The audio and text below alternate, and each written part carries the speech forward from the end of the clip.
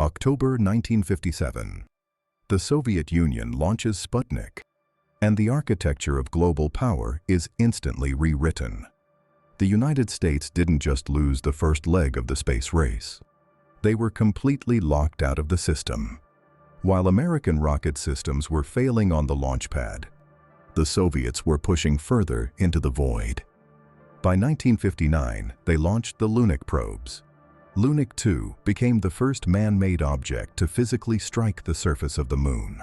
Lunik 3 photographed its dark side. Washington was blind, completely blind. U.S. intelligence had zero data on Soviet orbital mechanics, their thrust-to-weight ratios, or their engine payload. The telemetry was encrypted. The hardware was locked behind the Iron Curtain. Then the Soviets made one mistake.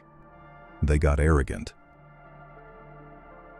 To project absolute dominance, the USSR launched a global victory lap.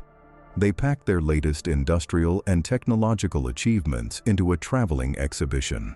Tractors, televisions, and in the center of it all, the Lunik space probe. To the general public, it was just a sleek, futuristic display. A plastic model. But intelligence networks don't look at the surface. They look at the back end. When the exhibition stopped in a foreign capital, later declassified documents point to Mexico City, a CIA operative walked the floor. He wasn't looking at the shiny antenna. He was looking at the mounting brackets.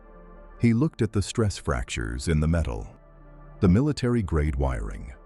The realization was unthinkable. This wasn't a mock-up. The Soviets hadn't built a plastic toy for the tour. They had shipped an actual production-ready orbital vehicle.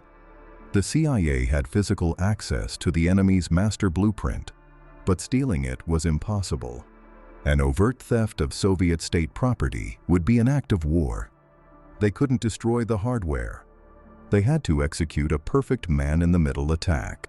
Intercept the payload, reverse engineer the technology, extract the data, and close the connection before the Soviet network ever logged the intrusion.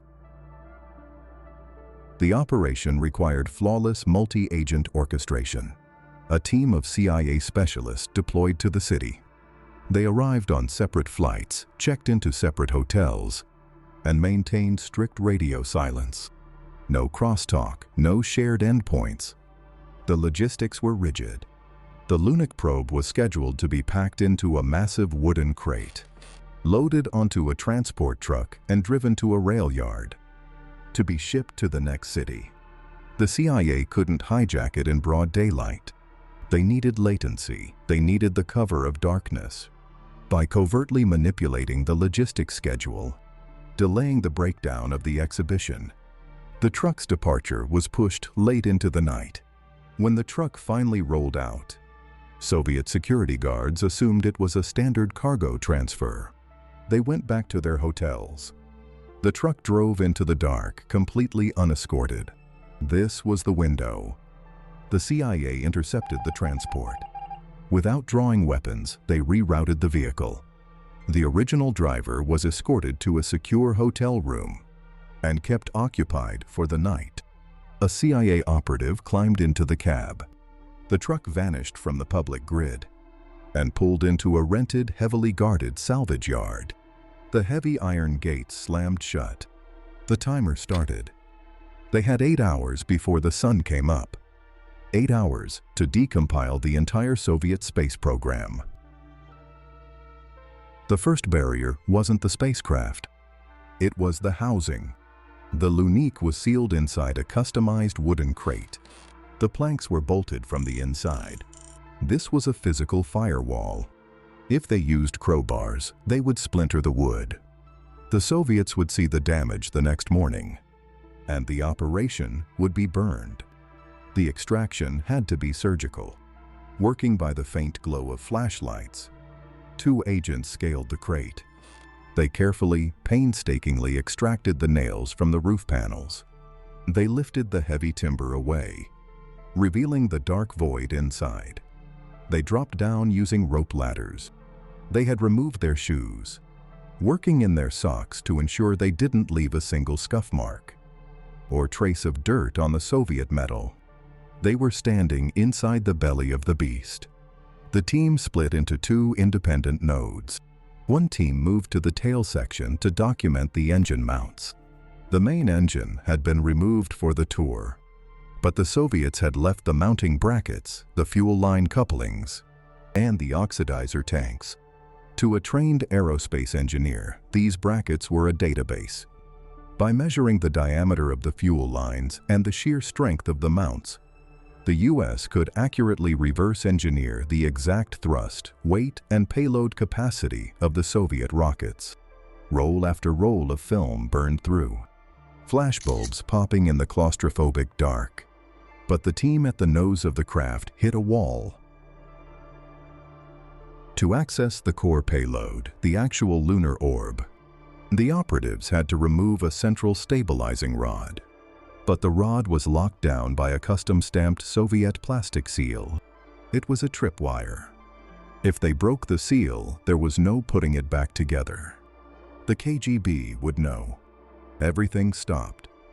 The agents were sweating in a sealed box in a scrapyard, staring at a piece of plastic that stood between them and the greatest intelligence coup of the decade. They radioed the local CIA station. They took extreme macro photographs of the seal, capturing every groove of the Soviet insignia, and rushed the film to a specialized forgery unit.